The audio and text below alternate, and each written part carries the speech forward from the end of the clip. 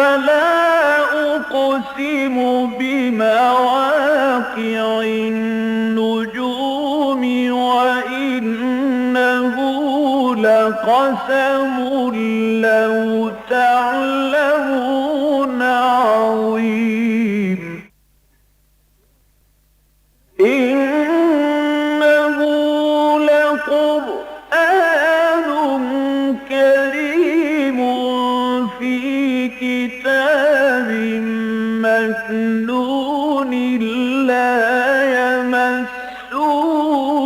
إلا المطهرون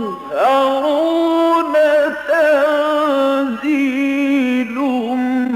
من رب العالمين.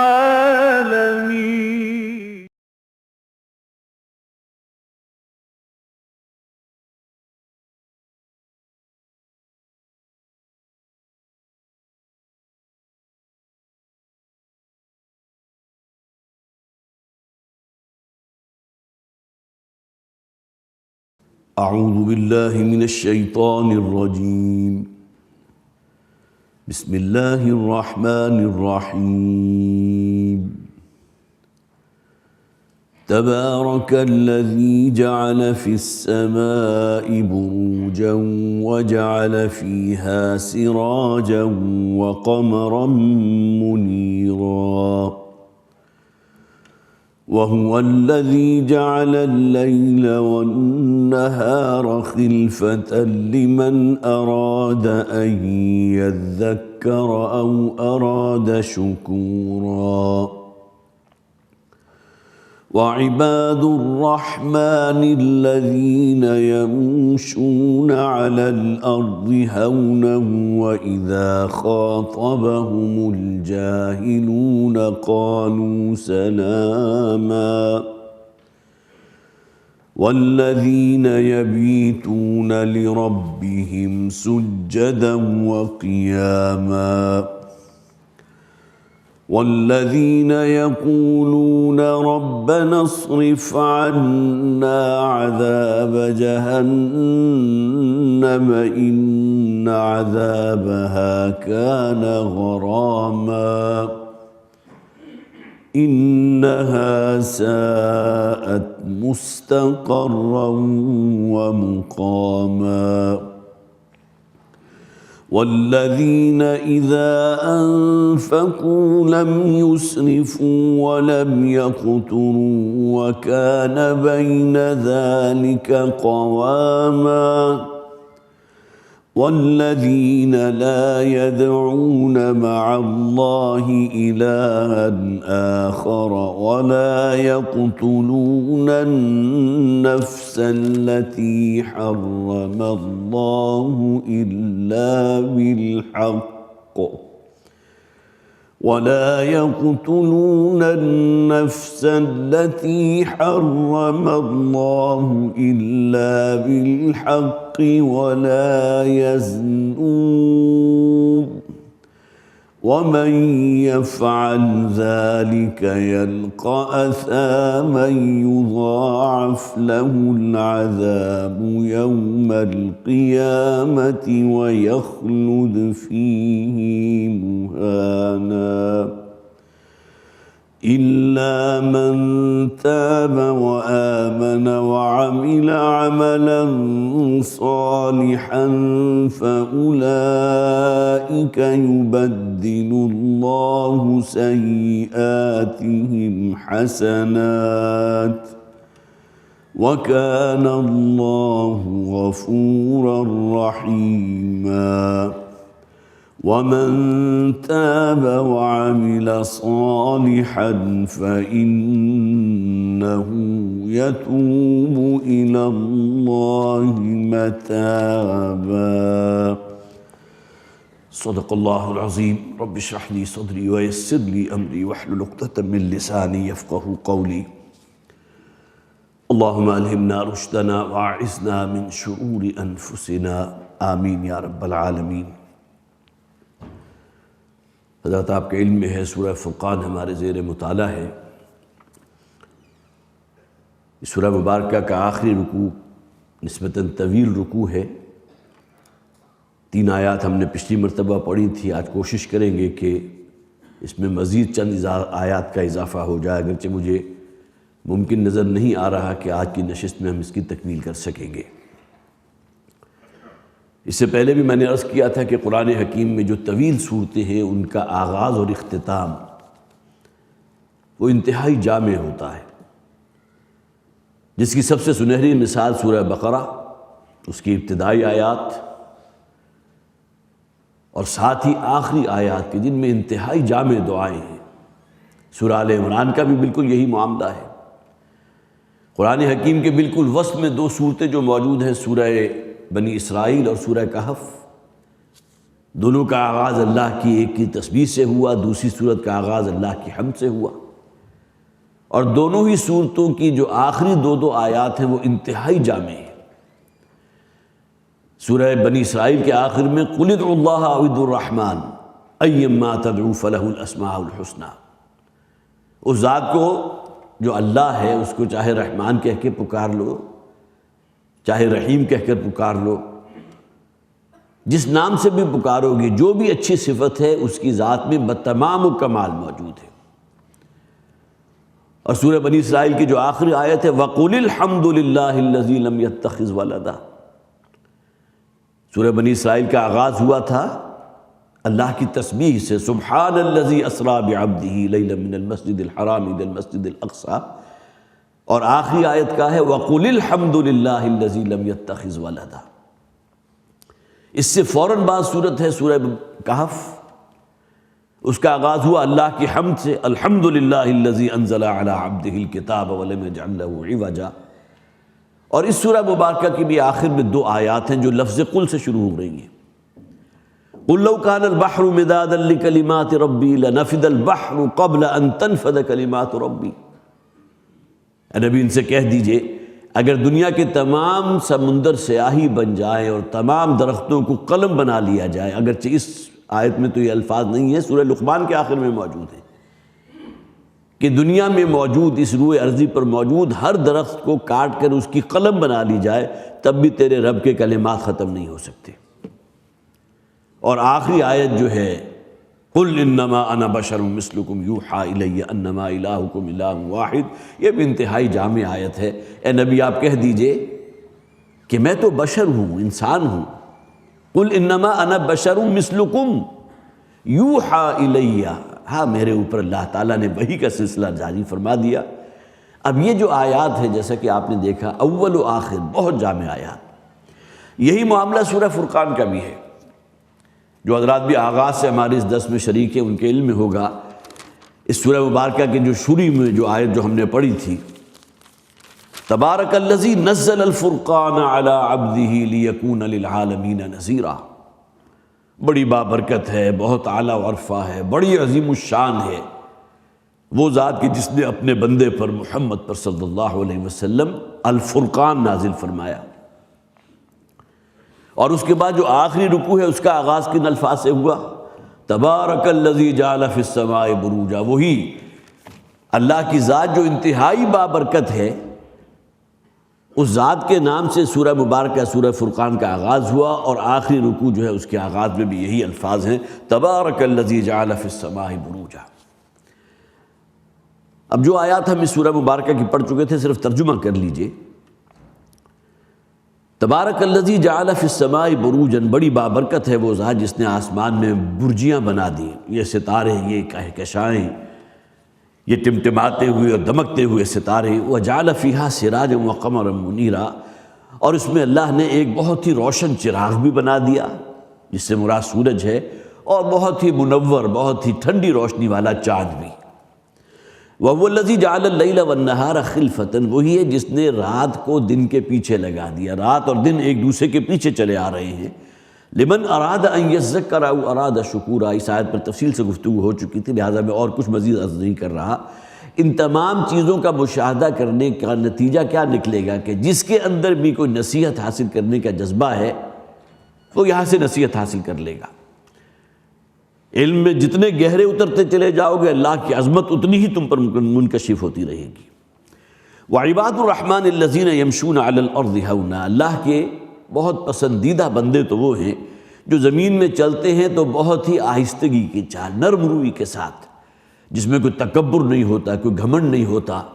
بلکہ اس کے جواب میں اس کے جو گویا کہ اس کے بالکل اپوزٹ جو ہے تواضع اور انکساری ہوتی ہے۔ وَإِذَا خَاطَبَهُمُ الْجَاهِلُونَ قَالُوا سَلَامًا، اور جب ان کی مخاطبت یا ان کا کوئی معاملہ یا گفتگو یا نزاع ہوتا ہے کسی جذباتی شخص کے ساتھ تو اسے سلام کہہ دیتے ہیں،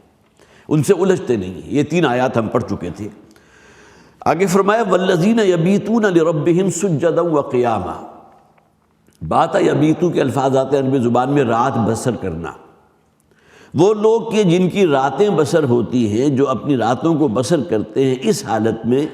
سجدًا وقیاما، یا تو وہ سجدے کی حالت میں یا قیام کی حالت میں۔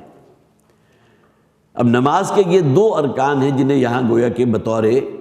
مظہر لیا گیا۔ نماز کی ہر رکعت کا جزو اعظم تو قیام ہے، جتنا طویل قیام ہوگا، جیسا کہ وہ احادیث آپ کے علم میں ہے کہ نبی اکرم صلی اللہ علیہ وسلم کی رات کے آخری پہر کی جو نمازیں ہوتی تھی اس میں قیام بہت طویل ہوا کرتا تھا، ایک ایک رکعت میں کئی صورتیں حضور پڑھ جایا کرتے تھے۔ اور اسی کی مناسبت سے پھر جو سجدہ ہے، جسے آپ کہہ سکتے ہیں کہ نماز کی اصل معراج، جس میں انسان اپنے سر کو جو ہے وہ زمین پر ڈال دیتا ہے اپنے خالق کے قدموں میں، جیسے کہ حضور نے فرمایا جب بھی تم میں سے کوئی شخص سجدہ کرے تو وہ یوں گمان کرے گویا کہ اس نے اپنا سر اپنے رب کے قدموں میں ڈال دیا ہے۔ تو سجدًا وقیاما، راتیں ان کی بیتتی ہیں اس حالت میں کہ اپنے رب کے سامنے قیام کی حالت میں ہیں یا سجدے کی حالت میں ہیں۔ والذین یقولون ربنا اصرف عنا عذاب جہنم، دیکھیے ان لوگوں کا کہ جن کا یہاں نقشہ کھینچا جا رہا ہے، جن کی راتوں کی کیفیت یہ ہے، جن کے اندر کسی قسم کا کوئی تکبر اور گھمنڈ اور کوئی جو ہے تمرد نہیں ہے،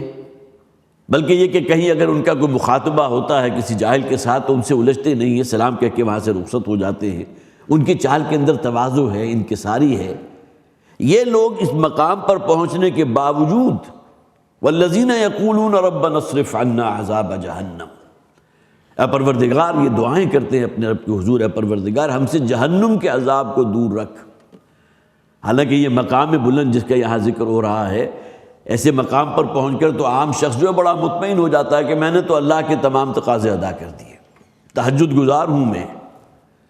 نماز 5 وقتہ پر کاربند ہوں۔ لیکن انسان یہ نہیں دیکھتا کہ حقوق العباد کے اعتبار سے کون کون سے گوشے اس کی زندگی میں ایسے ہیں جس میں وہ شریعت کے احکامات کو پاؤں تلے روند رہا ہے، اپنی زبان کا غلط استعمال کر رہا ہے۔ نبی اکرم صلی اللہ علیہ وسلم خطبہ نکاح کے موقع پر جو آیات پڑھا کرتے تھے اس میں وہ آیت بھی موجود ہے، یا ایھا الذین آمنوا اتقوا اللہ وقولوا قولا سدیدا، زبان کے معاملے میں بہت محتاط رہو، خلاف دین خلاف شرع کوئی شے تمہاری اس زبان سے برآمد نہ ہو۔ اور آپ کو معلوم ہے کتنے بڑے بڑے گناہ ہیں جو ہم کماتے ہیں، جھوٹ ہے، غیبت ہے، طعنہ زنی ہے، تمسخر ہے، استہزاء ہے، مذاق ہے، چغلی ہے، کسی کے اوپر کوئی بہتان جڑ دیا ہے، کوئی الزام لگا دیا ہے، یہ تمام چیزیں یہ زبان ہی اس کا اعلی کار بنتی ہے نا۔ تو وہ لوگ کہ جن کی زندگیوں کا نقشہ یہ ہے، جو اس مقام پر پہنچے ہوئے ہیں، اس کے باوجود ان کی کیفیت کیا ہے؟ وہ اپنے رب سے پناہ مانگتے رہتے ہیں جہنم کے عذاب سے، ربنا اصرف عنا عذاب جہنم، اے پروردگار ہم سے جہنم کے عذاب کو دور رکھ، اس کو ہم سے دور فرما دے۔ حضرت عمر رضی اللہ تعالیٰ عنہ کا وہ جو ہے جملہ، بلکہ حضرت ابوبکر صدیق رضی اللہ تعالیٰ عنہ کی طرف بھی اسی قسم کے جملے منسوب ہیں۔ حضرت عمر فرماتے ہیں کاش اگر عمر قیامت کے دن برابر سرابر پر بھی چھوٹ گیا تو اسے بہت بڑی کامیابی سمجھے گا۔ اب ہمارے یہاں کیا معاملہ ہے کہ ذرا اللہ تعالیٰ کسی کو نیکی کی توفیق دے دے کہ اس کی زندگی میں تہجد در آئے، یا اللہ تعالیٰ اور کسی خیر کے کام کی توفیق دے دی تو اس کے اندر ایک اعتبار سے ذرا غرہ پیدا ہو جاتا ہے، اور دوسرے لوگ یہ کام نہیں کر رہے ہوتے اس کے بارے میں ان کے اس کے ذہن کے اندر گویا کہ منفی جذبات پیدا ہو جاتے ہیں۔ جیسا کہ حکایات سعدی یا حکایات رومی کے اندر ایک بہت خوبصورت حکایت ہے کہ ایک رات جب کہ والد صاحب جو تہجد پڑھا کرتے تھے تو انہوں نے اپنے بیٹے کو بھی، جو نوجوان تھا ابھی، اس کو بھی جگا دیا کہ چلو بھائی تم بھی کھڑے ہو جاؤ، وہ بھی تہجد پڑھنے لگے۔ تہجد کی نماز سے جب فارغ ہوئے تو بیٹے نے کہا اپنے باپ سے کہ ابا جان بڑے ہی بدقسمت ہیں وہ لوگ جو صبح خیزی، یہ جو تہجد کا جو نعمت اللہ نے دی ہے اس سے محروم ہیں۔ تو باپ نے فوراً منع کر دیا، اب یہ شے اس چیز کی علامت ہے کہ تمہارے اندر شیطنت در آ رہی ہے، تم اپنے آپ کو دوسروں سے بڑھیا سمجھنے لگے ہو، حالانکہ تمہیں تو اللہ تعالیٰ کا جو ہے زیر بار احسان ہونا چاہیے کہ اللہ نے تمہیں توفیق عطا فرمائی. یمنون علیک ان اسلموا قل لا تمنوا علی اسلامکم. یہ بادیہ نشین جو بدو ہیں وہ آ کر حضور پر اپنا احسان دھرا کرتے تھے کہ آپ کو ہمارا احسان مند ہونا چاہیے کہ ہم آپ پر ایمان لے آئیں. اے نبی ان سے کہہ دیجئے کہ تم ہرگز مجھ پر احسان نہ دھرو. بل اللہ یمن علیکم ان ہداکم للایمان. بلکہ اصل احسان تو اللہ تعالیٰ کی ذات کا ہے کہ اس نے تمہیں ایمان کی توفیق عطا فرما دی. تمہیں تو اس کی ذات کے سامنے سراپا تشکر ہونا چاہیے جس نے تمہیں توفیق دی ہے اور تم نے اسلام قبول کر لیا ہے، بجائے اس کے کہ تم میرے اوپر اپنے ایمان اور اس اسلام کی دھونس جماؤ. جو صحیح طرز فکر ہوگی وہ تو یہ ہوگی کہ اللہ تعالیٰ اگر کسی نیکی کی توفیق عطا فرماتا ہے تو اس کے رد عمل میں بجائے یہ کہ انسان کے اندر کوئی غرہ پیدا ہو جائے، کوئی گھمنڈ اور تکبر پیدا ہو جائے. جیسے کہ میں نے عرض کیا تھا کہ شیطان کے اندر یہی تمدرد تھا نا، یہی تکبر تھا جس کی بنیاد پر آندھا درگاہ ہو گیا. ہمیشہ ہمیشہ کے لیے اس کے اوپر لعنت مسلط کر دی گئی. انا خیر منہ خلقتنی من نار وخلقتہ من طین. میں تو آدم سے بہت بہتر ہوں، مجھے تو نے آگ کی لپٹ سے پیدا کیا. آگ بڑی لطیف شے ہے، اور آدم کو جو ہے سڑے ہوئے اور جسے آپ کہیے متعفن گارے سے پیدا کیا. تو نیکیوں کے رد عمل میں کہیں انسان کے اندر اگر تمرد اور سرکشی پیدا ہو جائے تو اس سے زیادہ تباہ کن شے کوئی نہیں. سورہ حامیم سجدہ ہمارے منتخب نصاب کا بہت اہم درس ہے. اس میں جو فرمایا گیا وَمَنْ أَحْسَنُ قَوْلًا مِّمَّنْ دَعَا إِلَى اللَّهِ وَعَمِلَ صَالِحًا. سب سے بہترین بات تو اس کی ہوگی جو لوگوں کو اللہ کی طرف پکارنے والا ہو، قرآن کی طرف دعوت دینے والا ہو، دین کی طرف دعوت دینے والا ہو. وَقَالَ إِنَّنِي مِنَ الْمُسْلِمِينَ. لیکن اس کے طرز عمل میں یہ نہیں ہونا چاہیے کہ اس کے اندر کہیں کوئی تکبر پیدا ہو جائے کہ اب میں دوسرے لوگوں سے بڑھیا ہو گیا، میں داعی اللہ ہوں، میں لوگوں کی طرف بلانے والا ہوں. بلکہ وہ کہے میں بھی تم ہی مسلمانوں میں سے ایک ہوں. جیسے کہ ابھی سورہ کہف کی آخری آیت میں نے آپ کو سنائی تھی قُلْ إِنَّمَا أَنَا بَشَرٌ مِثْلُكُمْ. اے نبی ان سے کہہ دیجئے میں تم جیسا انسان ہوں. ہاں ایک فرق ہے مجھ میں اور تم میں کہ مجھے اللہ تعالیٰ نے منصب رسالت کے لیے سلیکٹ کر لیا ہے، چن لیا ہے. اوحا الیہ، مجھ پر وہی نازل کی جاتی ہے جو تمہیں حاصل نہیں ہے. یہ نعمت اللہ تعالیٰ نے مجھے عطا فرما دی. تو نیکیاں اور انسان کا وہ مقام حاصل کرنا کہ جس کے نتیجے میں اگر اس کے اندر کہیں سرکشی اور تمرد پیدا ہو جائے تو جیسا کہ میں نے عرض کیا اس سے بڑی ہلاکت کوئی نہیں. سورہ حامیم سجدہ کا جو میں حوالہ دے رہا تھا اس میں فرمایا گیا وَإِمَّا يَنزَغَنَّكَ مِنَ الشَّيْطَانِ نَزْغٌ فَاسْتَعِذْ بِاللَّهِ. اور اگر شیطان تمہیں کوئی چوک لگا ہی دے، مقام دعوت تک اللہ نے تمہیں پہنچا دیا، لوگوں کو بلا رہے ہو نیکی کی طرف، ہدایت کی طرف، قرآن کی طرف، دین کی طرف، اور اس موقع پر شیطان کا جو سب سے بڑا حربہ ہوتا ہے وہ کیا ہوتا ہے کہ اپنے آپ کو ذرا اعلیٰ درجے کی شے سمجھو. اب گردن کے اندر جو ہے جسے آپ عام طور پر کہتے ہیں سریا آ جانا چاہیے، لوگوں سے اعراض کرو، لوگوں سے اعتنا کرو، بے اعتنائی کا معاملہ کرو. وَإِمَّا يَنزَغَنَّكَ مِنَ الشَّيْطَانِ. اگر کہیں شیطان کی طرف سے چوک لگ ہی جائے، شیطان کہیں اپنے حملے کو کارگر کر بیٹھے اور تم اپنے اندر محسوس کرو کہ وہ جذبات جو ہیں جسے آپ کہیے کہ اپنا کچھ بلند ہونے کے جذبات اگر کہیں پیدا ہو رہے ہیں تو فوراً اللہ کی پناہ حاصل کرو. یا دوسرا طرز عمل یہ بھی ہو سکتا ہے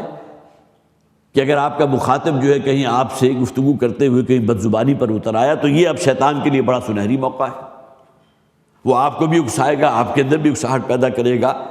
کہ وہی بدزبانی جو تمہارے لیے استعمال کر رہا ہے تم اس کے لیے استعمال کرو. ادفع باللتی ہی احسن. سورہ حامیم سجدہ کی اس آیت میں جس کا بھی میں حوالہ دے رہا ہوں اس سے پہلے کی آیت یہ ہے تمہارے ساتھ اگر کوئی بدسلوکی کرتا ہے تو اس کے ساتھ حسن سلوک کرو.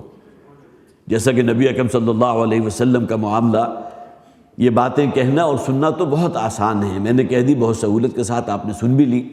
لیکن یہ کہ ان باتوں پر عمل کرنا اور اس پر وہ ٹالرنس اور وہ تحمل اور برداشت پیدا کرنا بہت مشکل کام ہے. دن بھر کی سخت ترین جد و جہد جو حضور کرتے تھے دعوت و تبلیغ کی، اور لوگوں کی طرف سے ریئیکشن میں کیا ہے؟ گالیاں بکی جا رہی ہیں، دیوانہ کہا جا رہا ہے، پاگل کہا جا رہا ہے، مجنون کہا جا رہا ہے، ساحر کہا جا رہا ہے. یہ ان کے الفاظ، ان کے اقوال جو ہیں قرآن میں موجود ہیں کہ یہ آپ کو مجنون کہتے ہیں یا آپ کو پاگل اور دیوانہ کہتے ہیں.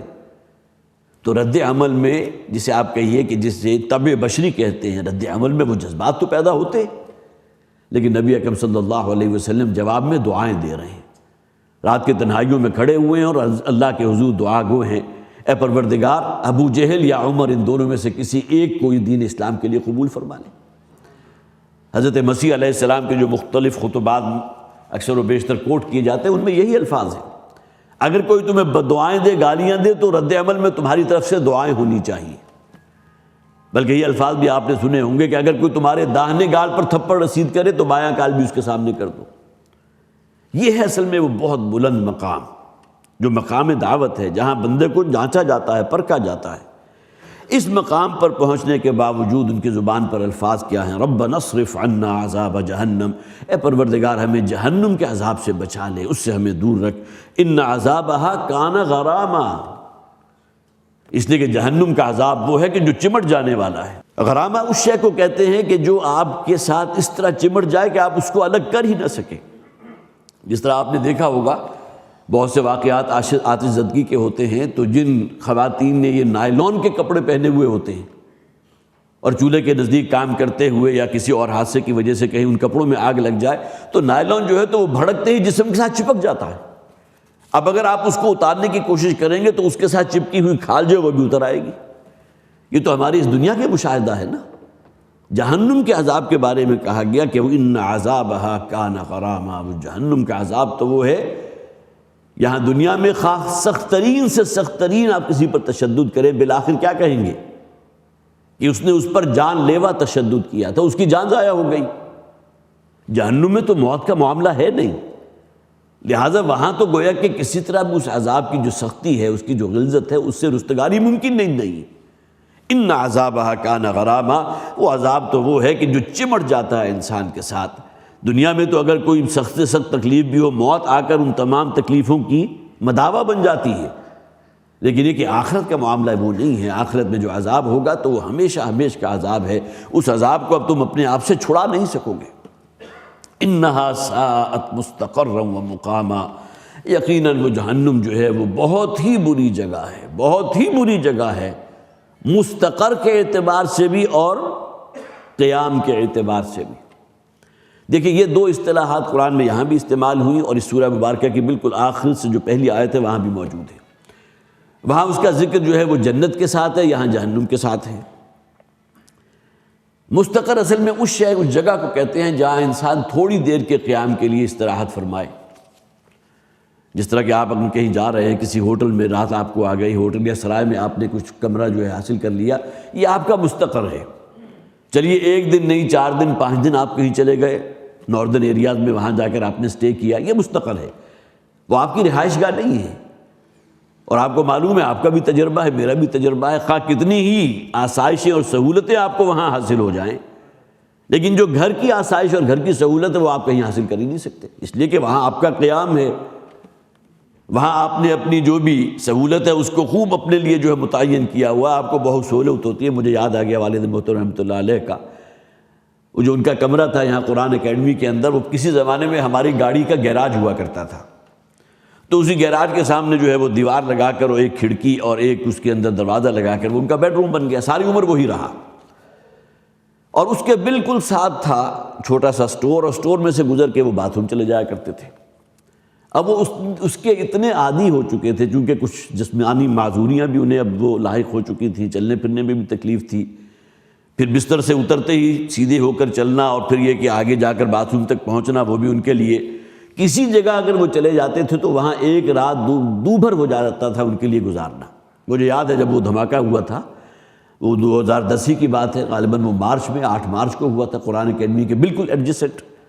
تو اس موقع پر بہرحال ہماری وہاں سے پھر جو بھی ہماری رہائش گاہیں تھیں وہ بھی تباہ و برباد ہوئیں، گھر کا کوئی دروازہ سلامت نہیں رہا، وہ تمام چیزیں ہوئیں۔ لیکن اس دوران میں جب کہ اس کی ریکنسٹرکشن ہو رہی تھی، اس دوران میں والد صاحب کو کسی اور جگہ، جو میرے بہنوئی ہیں ٹیکس سوسائٹی میں رہتے تو وہاں چلے گئے، وہاں ایک ایک دن یا ایک ایک رات گزارنا ان کے لیے مشکل تھا، اس لیے کہ جو ایک عادت ہو چکی تھی کہ جس بیڈ روم یا جو چھوٹا سا کمرہ تھا، جن حضرات نے بھی دیکھا ہو، بمشکل میرا خیال ہے 8 فٹ اس کی چوڑائی تھی اور کوئی 10-11 فٹ اس کی لمبائی تھی، ان کا بیڈ روم تھا۔ تو وہاں سے نکلتے تھے، اگر لائٹ نہیں بھی ہوتی تھی تو اس انوائرمنٹ کے اتنے یوز ٹو تھے کہ وہ گویا کہ انہیں کوئی دقت نہیں ہوتی تھی، اپنے بیڈ سے اترے اور ساتھ ہی سہارا لے کر جو ہے بیڈ کو جیسے کراس کیا تو دیوار شروع ہو گئی، اس کا سہارا لے لیا، اس کے بعد رائٹ ٹرن کیا تو 4 یا 5 فٹ کے بعد جو ہے وہ دروازہ آ جاتا تھا، بیت الخلاء کا داخل ہو جاتے تھے۔ لیکن خواہ آپ 5 اسٹار ہوٹل کا بندوبست کر لیں، ان کے لیے وہاں قیام بڑا دور ہوتا تھا۔ تو جو بھی رہائش گاہیں ہوتی ہیں وہ خواہ کتنی ہی تنگ دستی کے معاملہ کیوں نہ ہو، اس میں جو آپ کو سکون اور اطمینان ملتا ہے، آپ باہر جا کر خواہ کتنا ہی بہترین بندوبست کر لیں وہ چیز حاصل نہیں ہو سکتی۔ تو مستقر اور قیام میں یہ فرق ہے۔ مستقر تھوڑی دیر کے لیے اگر آپ کہیں گئے ہیں، جہنم کے بارے میں جو فرمایا گیا ساعت مستقر و مقامہ، وہ بہت ہی بری جگہ ہے، بہت ہی بری جگہ ہے، تھوڑی دیر قیام کے لیے بھی اور مستقل قیام کے لیے بھی، مستقر کے لیے بھی اور مقام کے اعتبار سے بھی، قیام کے اعتبار سے بھی۔ اس ضمن میں نبی اکرم صلی اللہ علیہ وسلم کی بعض روایات ہیں جس کو پڑھ کر انسان پر لرزہ طاری ہوتا ہے کہ جہنم میں اگر کسی شخص کو ایک لمحے کے لیے بھی داخل کر دیا گیا تو جہنم اپنی تمام سختی اور غلظت اس کے اوپر آشکار کر دے گی۔ یہ نہیں ہے کہ وہاں جو بھی تکلیف ہوگی، جو بھی اس کا معاملہ ہوگا، اس میں انسان کو کافی دار جو ہے اس میں رہنا پڑے گا۔ ایک لمحے کے لیے بھی داخل کر دیا گیا، جہنم کا ایک بھبکا، قرآن حکیم میں نفحہ کا لفظ آیا، اگر ان لوگوں پر کفار و مشرکین کا جہنم کا ایک بھبکا ہی چھوڑ دیا جائے تو جہنم کی تمام غلظت اس میں اس پر نمایاں ہو جائے گی، خواہ وہ ایک لمحہ ہی کیوں نہ ہو۔ اور دوسری بات یہ ہے کہ اس دنیا میں ہمارا مشاہدہ ہے کہ خواہ بدتر سے بدتر جگہ کیوں نہ ہو، آپ تھوڑی دیر کے لیے جاتے ہیں تو اس کے اندر بھی انجوائمنٹ کا پہلو ہوتا ہے۔ صحرائے سینا چلے جائیے، صحرائے گوبی چلے جائیے، یا اور ایسے علاقے فرض کیجئے کہ جہاں بہت ہی عام اعتبار سے آدمی سوچ بھی نہیں سکتا کہ وہاں رہائش اختیار کرے گا، تھوڑی دیر کے لیے آپ جاتے ہیں تو پکنک منانے کے لیے چلے جاتے ہیں، چینج کے لیے چلے جاتے ہیں، اس کے اندر اس کی وہ تکلیف آپ پر اتنی زیادہ وعدہ نہیں ہوتی، لیکن آپ اس کا کوئی تصور نہیں کر سکتے کہ اس مقام کے اوپر ہمیشہ کی رہائش اختیار کر لیں۔ یہی معاملہ دنیا میں خوبصورت سے خوبصورت جگہ کے لیے بھی ہے، آپ وہاں تھوڑی دیر کے لیے جائیں تو آپ اس سے جو بھی لطف حاصل کرنا چاہیں گے کر لیں گے، لیکن اگر کہیں آپ کو وہاں مستقل قیام کرنا پڑ جائے تو اس جگہ میں آپ کے لیے کوئی خوبصورتی اور کوئی رعنائی نہیں ہوگی۔ اکثر و بیشتر یہی مشاہدہ، سوئٹزرلینڈ رہنے والوں سے پوچھ لیجیے، جب ہم جا کر دیکھتے ہیں تو ہماری آنکھیں جو ہے وہ چوپٹ ہو جاتی ہیں اور دنگ رہ جاتے ہیں اس خوبصورت مناظر کو دیکھ کر، لیکن وہاں کے رہنے والے ٹھیک ہے، اس بات کو تو اپنے لیے یقیناً وہ بہت بڑی نعمت سمجھتے ہوں گے کہ ہمیں یہاں رہائش میسر ہے، لیکن وہ خوبصورتی اور رعنائی جو اولین دنوں میں یا چند لمحات میں آپ کے اوپر منکشف ہوتی ہے وہ ہمیشہ نہیں رہتی۔ یہ بالکل ایسی ہی بات ہے کہ کھانے کے لیے آپ کے پاس بہترین کھانے موجود ہوں، تھوڑی دیر میں آپ کی طبیعت جو ہے سیر ہو جائے گی، اگلے وقت پھر وہی کھانے آ جائیں، تیسرے وقت پھر وہی آ جائیں، بالآخر کہیں گے آپ کے لے جاؤ اس کو، مجھے تو دال یا اس قسم کی ہلکی پھلکی چیز لا کر دو، میں یہ چیز نہیں کھا سکتا۔ اس لیے کہ انسان کی جو طبعی اور بشری کمزوریاں اس کے اندر یہ شے موجود ہے، بہترین سے بہترین، لیکن اگر اس میں دوام اور مستقل پن آ گیا تو اس کے اندر ایک باسی پن پیدا ہو جائے گا، اس سے انسان کی طبیعت اکتا جائے گی۔ جہنم اور جنت ان دونوں کے بارے میں کہا گیا، جہنم کے بارے میں انہا ساعت مستقرا و مقاما، یہ جہنم بہت ہی بری جگہ ہے، بہت ہی بری جگہ ہے، تھوڑی دیر قیام کے لیے بھی اور ہمیشگی کے قیام کے اعتبار سے بھی۔ اور جنت کے بارے میں کہا گیا حسنت مستقرا و مقاما، جنت بہترین جگہ ہے، اس کی خوبصورتی، اس کی رعنائی ہمیشگی کی حامل ہے، خواہ تھوڑی دیر کے لیے کسی شخص کو وہاں بھیج دیا جائے، خواہ ہمیشہ کا قیام اس کے لیے رکھ دیا جائے، ہمیشہ کے قیام رکھنے والوں کے لیے بھی وہاں کی رعنائی میں کوئی بوسیدہ پن طاری نہیں ہوگا، جیسا کہ قرآن حکیم کے بارے میں موجود ہے نا، لا یخرق عن کثرت الرد، اس قرآن کو بار بار کے پڑھنے سے بھی آپ کبھی اکتاہٹ محسوس نہیں کریں گے، کوئی بوسیدگی محسوس نہیں کریں گے۔ اور قرآن کے پڑھنے والے آج بھی ایسے موجود ہیں جن کی زندگی کا معمول ہے روزانہ کی ایک منزل پڑھنا، گویا کہ ہفتے کے ہفتے وہ قرآن جو ہے ختم کر لیتے ہیں، اور ان کی دلچسپی اور قرآن کے ساتھ جو ان کی ایک محبت ہے اس میں کوئی کمی واقع تو نہیں ہوتی، ورنہ دنیا کی کون سی کتاب ہوگی کہ جس کو ایک مرتبہ یا دو مرتبہ پڑھنے کے بعد آپ کا پھر جی چاہے پھر آپ اس کا مطالعہ کرنا شروع کر دیں، حالانکہ وہ کتاب تو آپ خوب اچھی طرح سوچ سمجھ کر پڑھ رہے ہوتے ہیں نا، اس کا تو ایک ایک جملہ آپ کی سمجھ میں آ رہا ہے۔ قرآن حکیم خواہ آپ کی سمجھ میں نہیں بھی آ رہا، اس کے باوجود بھی آپ بار بار اس کو پڑھتے رہیے۔ لا یخرق عن کثرت الرد، نبی اکرم صلی اللہ علیہ وسلم کے الفاظ ہیں، بار بار کی تلاوت یا بار بار کا پڑھنا اس میں کوئی بوسیدگی یا اکتاہٹ پن محسوس نہیں ہوگی۔ یہی معاملہ گویا کہ جنت اور جہنم کا بھی ہے، ساعت مستقرا و مقاما، جب جہنم کا ذکر آیا بہت ہی بری جگہ، تھوڑی دیر قیام کے اعتبار سے بھی اور ہمیشگی کے قیام کے اعتبار سے بھی۔ اور آخری آیات کے اندر جو جنت کا لفظ آئے گا، آخر سے پہلی آیت، حسنت مستقر و مقامہ، وہ بہترین جگہ ہے تھوڑی دیر قیام کے اعتبار سے بھی اور ہمیشہ کے قیام کے اعتبار سے بھی۔ والذین یقولون ربنا اصرف عنا عذاب جہنم، وہ لوگ جو کہتے ہیں کہ اے پروردگار، دعائیں کرتے ہیں کہ ہمیں جہنم کے عذاب سے دور رکھ، ہٹا دے ہم پر سے جہنم کا عذاب، ان عذابہا کان غراما، اس لیے کہ اس کا عذاب تو چمٹ جانے والا ہے، انہا ساءت مستقرا و مقاما، وہ بہت ہی بری جگہ ہے تھوڑی دیر ٹھہرنے کے اعتبار سے بھی اور ہمیشہ قیام کے اعتبار سے بھی۔ والذین اذا انفقوا لم یسرفوا ولم یقتروا، دیکھیے یہ انہی اللہ کے پسندیدہ بندوں کے اوصاف۔ ان آیات کا آغاز کن الفاظ سے ہوا تھا؟ عباد الرحمن، اللہ کے اصل بندے، اللہ کے حقیقی بندے، اللہ کے محبوب بندے، اللہ کے پسندیدہ بندے، وہ ہیں جن کا ذکر آگے آ رہا ہے، الذین جن میں یہ صفت موجود ہے، جن کے یہ اوصاف ہیں۔ آگے فرمایا والذین اذا انفقوا لم یسرفوا ولم یقتروا، وہ لوگ کہ جو جب خرچ کرتے ہیں تو نہ اس میں اسراف کرتے ہیں نہ بخل سے کام لیتے ہیں۔ دیکھیں یہ ہے ایک بہت محتاط طرز عمل۔ اس میں پہلا چیپٹر تو وہی کلوز ہو جائے گا کہ اگر انسان کی کمائی میں کوئی شے حرام شامل ہو گئی، اب خواہ وہ اس کمائی کے ذریعے حج کر لے، اللہ کے ہاں مقبول نہیں ہے، بلکہ اکل حرام، اپنے معاش میں اپنی روزی کے اندر کسی شے کو حرام کو شامل کر لینا، اس کی مثال عام طور پر دی جاتی ہے۔ فرض کیجئے کسی شخص کی جائز آمدنی جو ہے وہ تو 50,000 روپے مہینے ہے، لیکن رشوت کے ذریعے اور بھتہ خوری کے ذریعے اور 100 قسم کے آپ کو معلوم ہے ہیلے بہانے ہیں، ہمارے ہاں ٹیکسیشن کا نظام ہے، اس کے علاوہ اور کتنے نظام موجود ہیں، اس کے ذریعے اس کی زائد آمدنی فرض کیجئے 50,000 اور ہو جاتی ہے۔ اول تو 50,000 پر وہ کبھی اکتفا نہیں کرے گا، یہ لوگ تو پھر لاکھوں میں پہنچتے ہیں، جن کے روزانہ کی آمدنی لاکھوں ہو جاتی ہے۔ لیکن یہ کہ وہ جو کہاوت ہے نا کہ آپ کا پورا ایک گلاس پانی کا موجود ہے، اس میں اگر ایک قطرہ آپ نے کسی نجس شے کا شامل کر دیا تو پورا گلاس ناپاک ہو گیا، اور انسان یہ سمجھے کہ یہ جو 50,000 روپے میری تنخواہ ہے یہ تو ہے پاک، اور باقی جو کمائی آ رہی ہے حرام کی، اس پاک کو الگ کر سمجھتے ہیں، شاید یہ پاکی تو اپنی جگہ موجود ہے، یہ نہیں ہے، بلکہ حرام شے کی جو ملاوٹ ہوگی اس نے اس پورے کو حرام کر دیا، جس کی چھوٹی سی مثال ابھی میں نے آپ کو دی، وہ پانی کی مثال اور نجس قطرے کی مثال۔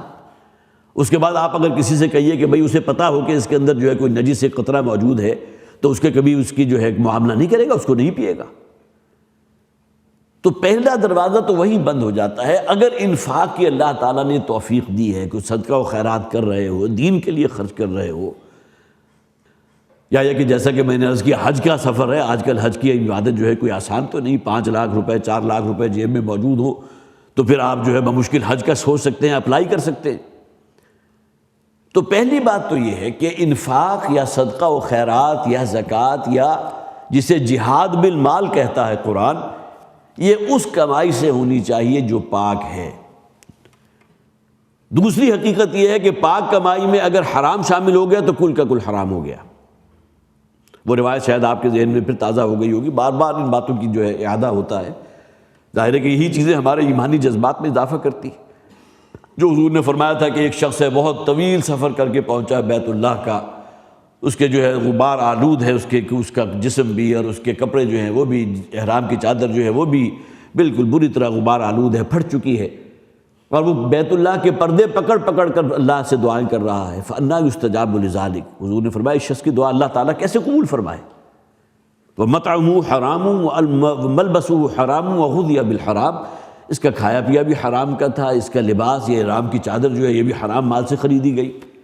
اس کا تن و توش جو ہے وہ بھی حرام مال کے اوپر پل کر بڑا ہوا۔ فَأَنَّىٰ يُسْتَجَابُ لِذَٰلِكَ، اس شخص کی دعا کیسے قبول ہو سکتی ہے؟ تو معلوم ہوا کہ پہلی ونڈو جو ہے وہ حرام کی آمیزش ہو جانا انسان کی کمائی کے اندر، اس نے گویا کہ آگے وہ بالکل سب کو کراس کر دیا۔ اب اگلی طرف آئیے کہ کمائی تو حلال ذرائع سے ہے، لیکن یہاں بھی اسلام آپ کو کلیتاً آزادی نہیں دیتا کہ جیسے چاہیں اپنے مرضی سے اسے خرچ کریں۔ یہاں بھی ہمارے سامنے دین کی تعلیمات موجود ہیں، اللہ کے احکامات موجود ہیں، اسراف اور تبذیر کا ذکر قرآن حکیم میں کئی مقامات پر ہے۔ خالصتاً حلال کمائی بھی اگر آپ نے علل تللو میں، اسراف میں اور تبذیر میں یا نام و نمود میں خرچ کر دی، خالص حلال کمائی بھی، تو یہ شے بھی جو ہے جسے قرآن میں بڑی سختی سے منع کیا گیا۔ یہاں جو فرمایا گیا والذین اذا انفقوا لم یسرفوا، وہ لوگ کہ جو خرچ کرتے ہیں تو اس میں اسراف نہیں کرتے۔ یہاں خرچ کرنے سے مراد یہ نہیں ہے کہ جو کمائی ان کو حاصل تھی اس کے اندر حرام بھی شامل تھا، یہ سمجھا جا رہا ہے، انڈرسٹوڈ ہے کہ جو خرچ کر رہے ہیں وہ حلال کمائی پر مبنی ہے، حلال ہی پر انہوں نے قناعت کی ہوئی ہے۔ لم یسرفوا، اس میں اسراف نہیں کرتے۔ یہاں بھی گویا کہ حد لگا دی گئی کہ اپنی ضرورت سے زائد، اگر ایک وقت آپ کا پیٹ کھانے کو مانگتا ہے، ایک وقت کے لیے ایک سالن روٹی کافی ہے، زیادہ سے زیادہ ایک اور آپ ایڈ کر لیجئے، لیکن آپ کا دسترخوان مکمل ہی نہیں ہوتا جب تک اس پر 8 ڈشیں موجود نہ ہوں۔ اب یہ چیز وہ ہے کہ جو پھر اسراف میں آ جائے گی۔ کپڑے پہننا آپ کی ضرورت ہے، آپ کو ضرورت ہے کہ آپ وقت گھڑی کے اوپر وقت دیکھ سکیں، لیکن اگر گھڑی آپ نے لی ہوئی ہے 5 کروڑ روپے کی، یہ کیا آ جائے گی؟ تو اسراف ہی نہیں بلکہ آگے تبذیر تک کی بات پہنچ جائے گی، اس لیے کہ یہ شے سوائے نام و نمود کے اور لوگوں کو معلوم ہو کہ جی میں نے اتنی قیمتی شے پہنی ہوئی ہے، اتنا قیمتی جوتا جو ہے میرے پاؤں میں موجود ہے، اتنی قیمتی برانڈڈ قسم کے شرٹ میرے جسم کے اوپر موجود ہے، یہ چیزیں وہ ہیں کہ جو اسراف و تبذیر میں آتی ہیں۔ یہاں تبذیر کا ذکر نہیں ہے، اسراف کا ذکر ہے، لیکن یہ کہ تبذیر کی بات جب قرآن کرتا ہے تو وہ تو پھر ایسے لوگوں کو جو تبذیر کا عمل کر رہے ہیں انہیں شیطانوں کی فہرست میں شامل کر دیتا ہے۔ ان المبذرین کانوا اخوان الشیاطین، سورہ بنی اسرائیل کے 30 رکوع میں فرمایا گیا یہ جو مبذرین ہیں، جو تبذیر سے کام لینے والے، وہ تو شیطانوں کے بھائی ہیں۔ تو والذین اذا انفقوا لم یسرفوا، وہ لوگ کہ جو جب انفاق کرتے ہیں، خرچ کرتے ہیں تو اس میں ایک حد سے تجاوز نہیں کرتے، اسراف نہیں کرتے، گویا کہ آپ کی جائز ضرورت جو تھی اس کو پورا کر کر اس پر اور مور آپ خرچ کریں، یہ اسراف میں آئے گا۔ بلکہ ایک تفسیر کا میں مطالعہ کر رہا تو وہاں 3 چیزوں کا جو ہے اطلاق کیا گیا۔ سب سے پہلی بات یہ کہ خواہ آپ کی حلال کمائی ہو لیکن اسے حرام کام میں لگائیں، اس کو بھی قرآن اسراف کہتا ہے، یہ اسراف ہو رہا ہے، کمائی حلال کی ہے لیکن جہاں آپ نے اس کو لگایا ہے، جدھر اس کو صرف کیا ہے وہ حرام کام میں انویسٹ کیا، آپ نے وہ سودی کاروبار میں انویسٹ کر دیا، حرام کام میں لگایا نا۔ دوسرا یہ کہ جائز کام ہے لیکن بیجا اسراف ہو رہا ہے، اپنی ضرورت سے بڑھ کر آپ اس پر خرچ کر رہے ہیں۔ اور تیسرا یہ کہ جائز کام بھی ہے لیکن نام و نمود کے لیے خرچ کیا جا رہا ہے۔ تو یہ 3 صفات اگر شامل ہو جاتی ہے کسی بھی صدقہ و خیرات کے ضمن میں، انفاق کے ضمن میں، تو وہ پھر اسراف کے کھاتے میں آ جاتی ہے۔ والذین لا یدرون والذین اذا انفقوا لم یسرفوا ولم یقتروا، اور نہ ہی وہ بخل سے کام لیتے ہیں، جیسا کہ سورہ بنی اسرائیل میں فرمایا کہ وَلَا تَجْعَلْ يَدَكَ مَغْلُولَةً إِلَىٰ عُنُقِكَ وَلَا تَبْسُطْهَا كُلَّ الْبَسْطِ۔ نہ تو یہ معاملہ ہونا چاہیے کہ اپنے ہاتھوں کو اپنی گردن کے ساتھ باندھ دو، گویا کہ اب ہاتھ جو ہیں وہ اوپر ٹنگے ہوئے ہیں، نہ وہ نیچے اتریں گے، نہ جیب تک آپ پہنچیں گے، وہاں داخل ہو کر کوئی رقم آئے اور اس کو صدقہ و خیرات کرے، لہٰذا اپنے ہاتھ ہی اوپر کر لو۔ اور دوسرے یہ ہے کہ وَلَا تَجْعَلْ يَدَكَ مَغْلُولَةً إِلَىٰ عُنُقِكَ وَلَا تَبْسُطْهَا كُلَّ الْبَسْطِ، اور نہ ہی ہاتھوں کو بالکل کھوڑ دو، فَتَقْعُدَ مَلُومًا مَحْسُورًا، اس کا نتیجہ یہ بھی نکل سکتا ہے کہ بعد میں تمہیں ملامت ہو، کہیں جذبات کے اندر اتنی شدت آئی کہ آپ کے پاس جو کچھ تھا وہ اللہ کے راستے میں صدقہ و خیرات کر دیا۔ قرآن منع کرتا ہے، دین منع کرتا ہے۔ یہ ایکسیپشن اگر حاصل تھی تو شاید حضرت ابوبکر صدیق رضی اللہ تعالیٰ عنہ کو تھی، جو غزوہ تبوک کے موقع پر گھر میں جو کچھ بھی تھا جھاڑو دے کر لائے، حضور کے قدموں میں ڈھیر کر لیا، اور حضور نے ان کی نکیر نہیں فرمائی۔ یہ سوال ضرور حضور نے کیا تھا کہ گھر والوں کے لیے کیا چھوڑا ہے، تو حضرت ابوبکر نے کیا کہا تھا؟ اللہ اور اللہ کے رسول کا نام چھوڑا ہے۔ ضرورت کی جو چیز بھی تھی، مجاہدین کو کھانے پینے کے لیے اگر کوئی شے غلہ اجناس موجود ہے، اس کی بھی تو سلطنت روما سے ٹکراؤ ہے، 1000 کلومیٹر کا تقریباً سفر ہے، اور شدید موسم تھا، اس میں ہر شے کی ضرورت پڑ سکتی ہے، کپڑے ہیں، لتے ہیں، یہ ہر چیز لے آئے حضرت بکر صدیق رضی اللہ تعالیٰ عنہ۔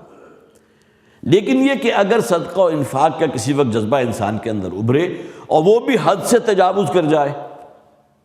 اور انسان اپنے اور بیوی بچوں کی ضروریات کو صرف نظر رکھتے ہوئے صدقہ و خیرات اتنا کرے کہ بعد میں پچھتانا پڑ جائے، فَتَقْعُدَ مَلُومًا مَحْسُورًا، ایسا نہ ہو کہ اپنے ہاتھوں کو اتنا کھول دو کہ بعد میں تمہارے اوپر اپنے اوپر ہی ملامت کرنے لگو کہ میں نے کیا کام کیا۔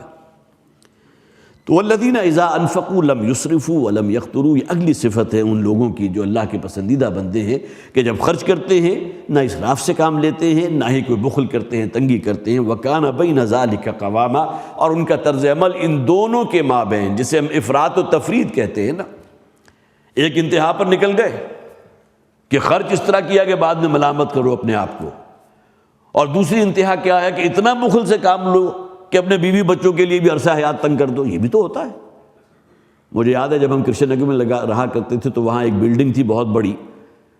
بہرحال اس وقت ہم چھوٹے تھے تو ہمیں بہت بڑی لگتی تھی، لیکن یہ کہ بہرحال میں اس کا نام نہیں لے رہا، اگرچہ جتنے عرصہ پرانی یہ بات ہے اس کو تو میں نہیں سمجھتا کہ وہ صاحب ابھی زندہ ہوں گے یا ان کی اولاد بھی زندہ ہوگی، لیکن اس پوری بلڈنگ کے جو مالک تھے ان کے لباس میں پیوند لگے ہوئے ہیں اور ٹوٹی ہوئی سائیکل ہے، جوتے ہیں وہ پھٹے ہوئے ہیں، یہ تمام چیزیں، اور وہ سارا کا سارا آرٹیفیشل تھا۔ حالانکہ جسے آپ کہیے کہ اتنی بڑی بلڈنگ کا مالک اور اس میں میرا خیال ہے 20 خاندان آباد، اور ہر خاندان اس وقت ایک معقول کرایہ اس کو دے رہا ہو، جو حضور نے فرمایا کہ اللہ تعالیٰ کی طرف سے اگر انسان کے اوپر کوئی احسان اور انعام کی بات ہو تو اس کے کوئی اثرات بھی تو نظر آنے چاہیے۔ یہ مصنوعی قسم کی جو پیوند کاری انسان اپنی ذات کے ساتھ ملمہ اوڑھ لیتا ہے نا، غربت کا اور بالکل پیوند لگے ہوئے کپڑے اور پھٹے ہوئے جوتے، یہ چیز بھی دین کے اندر کسی درجے میں پسندیدہ نہیں ہے، بلکہ اللہ تعالیٰ کی طرف سے اگر معاملہ عنایت کا ہے تو اس کا کچھ نہ کچھ پرسیپشن جو ہے، اچھے کپڑے آپ پہن سکتے ہیں پہنیے، اچھے اور کھانا کھا سکتے ہیں اس کو کھائیے، اس میں قرآن کے قل من حرم زینۃ اللہ التی اخرجت لعبادہ والطیبات من الرزق، اے نبی ان سے پوچھئے کہ کون ہے کہ جس نے حرام کر دی اللہ تعالیٰ کی نعمتوں کو۔ جو لوگ اس طرح آرٹیفیشلی اپنے اور اپنے گھر والوں کے اوپر جو ہے وہ ناطقہ بند کر دیتے ہیں، حالانکہ گھر میں کھتے بھر کے رکھے ہوں، تو یہ لوگ بھی وہ نہیں ہیں کہ جو جسے آپ کہیے کہ وہ معیار جو دین کا ہے اس پر پورا اترتے ہوں۔ وَكَانَ بَيْنَ ذَلِكَ قَوَامًا، ان لوگوں کا طرز عمل ان دونوں انتہاؤں کے درمیان ہوتا ہے۔ وَالَّذِينَ لَا يَدْعُونَ مَعَ اللَّهِ إِلَٰهًا آخَرَ، دیکھیے اب اس آیہ مبارکہ کے اندر جسے ہم اکبر الکبائر کہتے ہیں، کبیرہ گناہ جو بڑا گناہ ہو، اور کبیرہ گناہ کی تعریف یہ ہے کہ ہر وہ عمل جس کے ضمن میں قرآن حکیم میں کسی عذاب کی نوید سنائی جائے، یا یہ کہ کسی تعزیر کا معاملہ ہو، آخرت کا عذاب یا دنیا کی کوئی تعزیر، وہ کبیرہ گناہ ہے۔ ہم شاید سمجھتے ہیں کہ والدین کی نافرمانی کبیرہ گناہ نہیں ہے، والدین کی نافرمانی کبیرہ گناہ ہے۔ جھوٹ بولنا شاید صغیرہ گناہ نہیں، جھوٹ بولنا کبیرہ گناہ ہے۔ ہمسایوں کے حقوق کو تلف کرنا کبیرہ گناہ ہے، اس لیے کہ حضور نے فرمایا جب آپ نے 3 مرتبہ قسم کھائی تھی واللہ لا یؤمن واللہ لا یؤمن واللہ لا یؤمن، تو کسی گناہ کے کبیرہ ہونے کے اعتبار سے اس سے کمتر بات اور کیا ہوگی کہ ایک شخص کے ایمان کی حضور نے 3 مرتبہ نفی فرمائی، جو اپنے پڑوسیوں کے حقوق جو ہیں ان کو سلب کر رہا تھا، جن کے پڑوسی اس کی وجہ سے امن میں نہیں تھے، الذی لا یامن جارہ بوائقہ۔ تو ہم شاید یہ سمجھتے ہیں کبیرہ گناہ یہی ہیں، شرک کرنا، کسی کو قتل کر دینا، کوئی زنا کر دینا، چلیے اور شامل کریں گے تو شراب پینا بھی کبیرہ گناہ ہے، کچھ اور شامل کر لیں گے 2-3 اور آپ گناہ ڈال دیجئے۔ ورنہ قرآن حکیم کو اگر ایک آپ کسوٹی تسلیم کریں اور اس کی بنیاد کے اوپر طے کریں تو ان کی تعداد جو ہے وہ 20 میں بنتی ہے، جس میں اللہ کے عذاب کی طرف سے وہ نکیر ہے، ان اعمال کے اوپر وہ کبیرہ گناہ ہے۔ یہاں جن کا ذکر ہے وہ اکبر الکبائر ہے، کبیرہ گناہوں میں جو ٹاپ کے 3 ہیں، اس میں سب سے پہلا گناہ، سب سے بڑا گناہ والذین لا يدعون مع اللہ الہا آخر، اللہ کے ساتھ کسی کو شرک کر کے وہ شریک ٹھہرا دینا، یا اللہ کے ساتھ شرک کرنا، خواہ وہ شرک فی ذات ہو، شرک فی صفات ہو، شرک فی الحقوق ہو، یہ کبیرہ گناہ ہے۔ قرآن حکیم میں فرمایا گیا نا ان الشرک لظلم عظیم، شرک بہت بڑا ظلم ہے، بہت بڑی ناانصافی ہے، بہت بڑی زیادتی ہے۔ اب شرک دونوں اعتبارات سے ہو سکتا ہے، یا تو یہ بندوں میں سے کسی کو اٹھا کر اللہ کے مقام تک پہنچا دیا کہ اس بندے کے اندر الوہی صفات موجود ہیں، یہ بھی شرک ہے، یا اللہ تعالیٰ کو نیچے اتارا اور کسی بندے کے بارے میں کہہ دیا کہ اللہ تعالیٰ اس کی ذات میں حلول کر گیا، انکارنیشن جسے کہا جاتا ہے، وہ بھی شرک ہے۔ اور شرک کی تو اتنی وادیاں ہیں، وہ حدیث آپ نے سنی بھی ہوگی کہ نبی اکرم صلی اللہ علیہ وسلم نے فرمایا کسی شخص کا اپنے شرک خفی پر مطلع ہو جانا اتنا مشکل اور اتنا کٹھن کام ہے جتنا سیاہ اندھیری رات کے اندر سیاہ پتھر کے اوپر رینگتی ہوئی ایک سیاہ چیونٹی کو دیکھنا۔ اب اس کا آپ تصور کر سکتے ہیں، مبالغے کی انتہا ہے، سیاہ اندھیری رات اور زمین کے اوپر ایک پتھر پڑا ہوا، فرض کیجیے سنگ مرمر کا ہے، وہ کچھ نہ کچھ وائٹ ہوگا، شاید ممکن ہے کہیں روشنی جو ہے اس کو ریفلیکس کر دے، منعکس ہو جائے، سیاہ پتھر اور اس کے اوپر سیاہ چیونٹی رینگ رہی ہو، تو جتنا مشکل اور کٹھن کام اس چیونٹی کو دیکھنا ہے اتنا ہی مشکل اور کٹھن کام ہے کسی شخص کا شرک خفی پر مطلع ہو جانا۔ تو تو شرک کو ہم صرف یہ نہ سمجھے کہ کسی قبر کے سامنے سجدہ ریز ہو جائیں، یا یہ کہ کسی دیوی یا دیوتا کی جو ہے نام کی دہائی دیں، یا اللہ کی مدد کے سوا یا علی مدد کہہ دیں، صرف یہی شرک ہے۔ بلکہ شرک تو انسان کے عمل میں، اس کی سیرت و کردار میں اس درجے پیوست ہو جاتا ہے کہ اس کو آپ پہچان ہی نہیں سکتے۔ جو علامہ اقبال نے فرمایا، ہوس چھپ چھپ کے سینوں میں بنا لیتی ہے تصویریں، انسان کو معلوم ہی نہیں ہوتا کہ وہ کب شرک کے عمل کو میں ملوث ہو چکا۔ تو والذین لا یدعون مع اللہ الہا آخر، ان بندوں کی اوصاف میں سے یہ بھی ہے کہ وہ اللہ کے ساتھ اور کسی کو نہیں پکارتے، شرک کی نجاست سے دور ہیں۔ ولا یقتلون النفس التي حرم اللہ الا بالحق، اور نہ ہی وہ کسی جان کو قتل کرتے ہیں جسے اللہ تعالیٰ نے محترم ٹھہرا دیا۔ دیکھیے کسی انسانی جان کو قتل کرنا اتنا بڑا گناہ ہے، اتنا بڑا گناہ ہے۔ ایک ہے قتل خطا، آپ گاڑی پر جا رہے ہیں، اچانک ایک شخص تیزی سے نکلا، آپ کی گاڑی کے نیچے آ گیا، وہیں اسپاٹ ڈیتھ ہو گئی، یہ بھی قتل ہے، یہ قتل عمد نہیں، یہ قتل خطا ہے۔ اگرچہ سعودی عرب اور 2 عرب ممالک ہیں، اس میں اس قتل خطا جو ہے اس کی دیت بھی لاکھوں میں بنتی ہے، اس لیے کہ آپ کا فرض تھا، آپ گاڑی کو اتنی تیز رفتاری سے کیوں چلا رہے تھے؟ آپ کو خیال رکھنا چاہیے تھا، کوئی راہگیر بھی آپ کے سامنے آ سکتا تھا، خواہ کچھ بھی ہو۔ یہ قتل خطا بھی اگر کسی سے سرزد ہو گیا، یا یہ کہ فرض کیجئے کہ کوئی حیوان کھڑا ہوا ہے، آپ نے اس کی طرف گولی چلائی، اچانک کوئی انسان سامنے آ گیا، گولی اس کو لگ گئی، وہ مر گیا، یہ قتل خطا ہے۔ لیکن جسے آپ عمدن کسی کو قتل کرنا کہتے ہیں، وہ تو پھر گویا کہ سورہ نساء کی وہ آیت میں نے خاص طور پر نوٹ کی تھی، وَمَن يَقْتُلْ مُؤْمِنًا مُتَعَمِّدًا، دیکھیے متعمد کے لفظ کو نوٹ کیجئے، جو شخص بھی کسی دوسرے مسلمان کو قتل کرتا ہے خوب پورے ہوش کے ساتھ، پورے ارادے کے ساتھ، عمدن، فَجَزَاؤُهُ جَهَنَّمُ خَالِدًا فِيهَا، تو اس کا بدلہ جہنم ہے جس میں وہ ہمیشہ ہمیشہ کے لیے جھونک دیا جائے گا۔ وَغَضِبَ اللَّهُ عَلَيْهِ، اور اسی پر بس نہیں ہے بلکہ اللہ کا غضب ہوگا اس کے اوپر، اس دنیا میں گویا کہ اللہ کا مغضوب علیہم میں شمار ہوگا۔ غضب اللہ علیہم وَلَعَنَهُ، تیسری اصطلاح، اور اس پر اللہ کی لعنت مسلط ہوگی۔ وَعَدَّ لَهُ عَذَابًا عَظِيمًا، اور اسے اللہ کی طرف سے بہت بڑے عذاب کا سامنا کرنا پڑے گا۔ یہ کسی انسانی جان کو ناحق قتل کرنا، اور آپ اخبارات اٹھا کر دیکھ لیجئے کہ اخبارات میں کیا خبریں آپ تک پہنچتی ہیں۔ چند ٹکوں کے عوض، چند روپوں کے عوض اپنی ماں کو قتل کر دیا، اپنے باپ کو قتل کر دیا، شوہر نے بیوی کی ایسی جو ہے اس کو قتل کر دیا، بیوی نے آشنا کے ساتھ مل کر شوہر کو قتل کر دیا، جبکہ یہ قتل عمد جو ہے وَمَن يَقْتُلْ مُؤْمِنًا مُتَعَمِّدًا فَجَزَاؤُهُ جَهَنَّمُ خَالِدًا فِيهَا وَغَضِبَ اللَّهُ عَلَيْهِ وَلَعَنَهُ وَعَدَّ لَهُ عَذَابًا عَظِيمًا، اور اس کے لیے بڑا دردناک عذاب ہے، اس پر لعنت ہوگی، اللہ کا غضب ہوگا،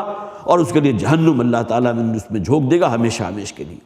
یہ قتل عمد ہے۔ لیکن ایک ہے جسے آپ قتل کرنا حق کے ساتھ، کسی شخص نے دوسرے کو قتل کر دیا، اب قصاص میں اس کو بھی قتل کیا جائے گا۔ یہ قتل ناحق نہیں ہے، یہ قتل کیا آپ نے اس کو، لیکن یہ قصاص میں قتل کیا، اس کی اسلام اجازت دیتا ہے۔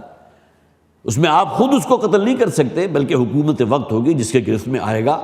ہاں اس کے بعد اختیار جو ہے، جو مقتول ہے اس کے وارثاء کے ہاتھ میں ہوگا، وہ چاہیں تو اس کی جان بخشی کر دیں، چاہیں تو کچھ دیت لے کر یا کچھ جو ہے اس کا معاملہ کر کے، اس کے جسے خون بہا کہتے ہیں وہ لے کر اس کو جو ہے معاف کر دیں، لیکن یہ اختیار بھی ان کے پاس ہے کہ اگر وہ یہ دونوں رعایتیں دینے کو تیار نہ ہوں تو ان کو اختیار ہے اس قاتل کو جو ہے اس کو بھی قتل کیا جائے گا۔ کسی وزیر مملکت یا وزیر اعظم کے پاس یہ اختیار نہیں ہے، یہ اختیار ہے تو خواہ غریب شخص قتل ہوا ہے اس کے ورثاء کے ہاتھ میں اسلام نے دیا ہے، کسی اور کے ہاتھ میں نہیں۔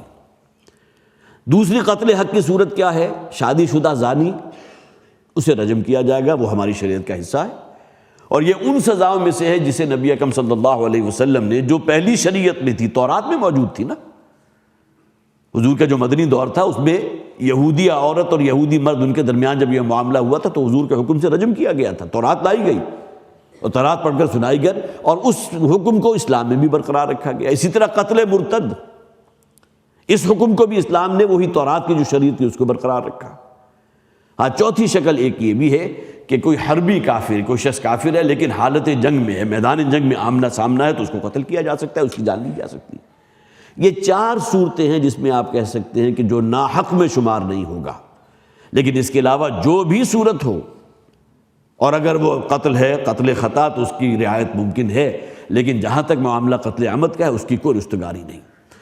تو ولا یقتلون النفس حرم اللہ الا بالحق، اور نہ وہ کسی جان کو قتل کرتے ہیں جسے اللہ تعالیٰ نے حرام ٹھہرایا ہے، جس کو اللہ تعالیٰ نے محترم ٹھہرایا سوائے حق کے ساتھ، ولا یزنون، اور نہ ہی وہ زنا کرتے ہیں، بدکاری کرتے ہیں، ومن یفعل ذلک یلقى اثاما، اور جو شخص بھی ان کاموں میں ملوث ہوگا، یہ اکبر الکبائر کا ذکر ہے، یلقى اثاما، وہ تو لازماً اپنی پاداش کو پہنچ کر رہے گا،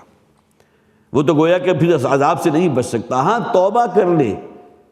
تو آخرت کی عذاب اللہ تعالیٰ معاف کر دے گا، لیکن دنیا میں اگر اس کی قانون کی گرفت میں آ گیا تو توبہ اس کے قانون کی، اگر جو سزا اس کی طرف سے دین کی شریعت میں موجود ہے اس کو ساخط نہیں کر سکتی۔ کسی نے دوسرے کو قتل کر دیا اور قتل کرنے کے بعد وہ توبہ کر لیا، پروردگار میں تجھ سے توبہ کرتا ہوں، ان لوگوں سے بھی معافی مانگ لے، نہیں، دنیا میں اس کے اوپر قصاص کا قانون ہوگا۔ یہ الگ بات ہے کہ مقتول کے ورثاء کے ہاتھ میں اختیار ہے، وہ چاہے تو اس کو معاف کر دے۔ تو یلقى اثاما، وہ لازماً اپنی پاداش میں جا کر پڑے گا، یضاعف له العذاب یوم القیامت ویخلد فیہ مہانا، اور قیامت تک کے لیے اس کے عذاب کو دگنا کیا جاتا رہے گا، قیامت کے دن بھی، اور جیسا کہ قرآن حکیم میں کہا گیا نا، صبح و شام وہ آگ کے سامنے پیش کیے جاتے ہیں، جو عالم برزخ ہے اس کی ایک ریفلیکشن جو ہے، اس میں بھی جہنم کی ایک ریفلیکشن ان تک پہنچتی رہے گی، ویخلد فیہ مہانا، اور اس میں وہ رہیں گے ہمیشہ ہمیش کے لیے ذلیل و خوار ہو کر۔ آگے ایک ایکسیپشن موجود ہے، الا من تاب وآمن وعمل عملا صالحا، سوائے ان لوگوں کے جو توبہ کریں اور تجدید ایمان کریں اور نیکیوں والے عمل کرنے لگے، اس برائی سے یا اس بدی سے جس سے توبہ کیے اس سے باز آ جائیں، تو ان کا معاملہ اور ہے، اللہ تعالیٰ ان کے بد اعمال کو بھی نیکیوں میں تبدیل فرما دے گا۔ اس پر انشاءاللہ اگلی مرتبہ گفتگو ہوگی۔ اللہ تعالیٰ ہمیں قرآن حکیم کو سمجھنے کی، اس پر عمل کرنے کی توفیق عطا فرمائے۔ بارک اللہ لی ولکم فی القرآن العظیم ونفعنی وإیاکم بالآیات والذکر الحکیم۔